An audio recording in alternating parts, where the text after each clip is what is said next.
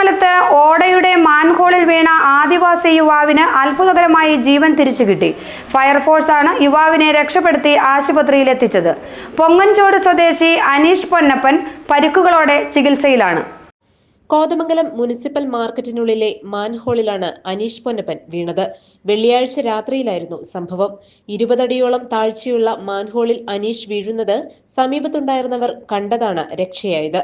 വിവരമറിയിച്ചതിനെ തുടർന്നെത്തിയ ഫയർഫോഴ്സുകാരാണ് മാലിന്യം നിറഞ്ഞ ഓടയിൽ നിന്ന് അനീഷിനെ പുറത്തെടുത്തത്. ഏറെ ശ്രമകരമായിരുന്നു ദൗത്യം.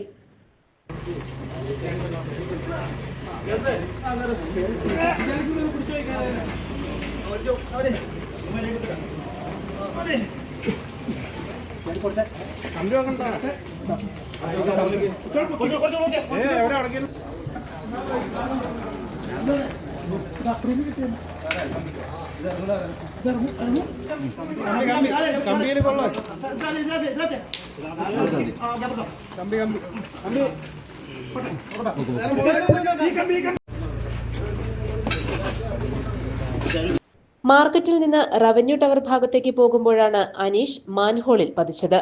അനീഷ് മദ്യലഹരിയിലായിരുന്നു. കോതമംഗലം മാർ ബസേലിയോസ് ആശുപത്രിയിൽ ചികിത്സയിൽ തുടരുകയാണ് അനീഷ്.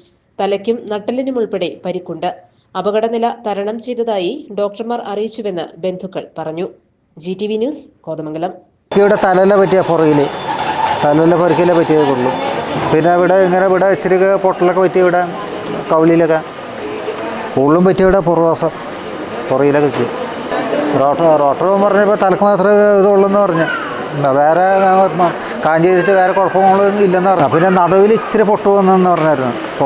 നടുവിൽ 2 സ്ഥലത്തായിട്ട്.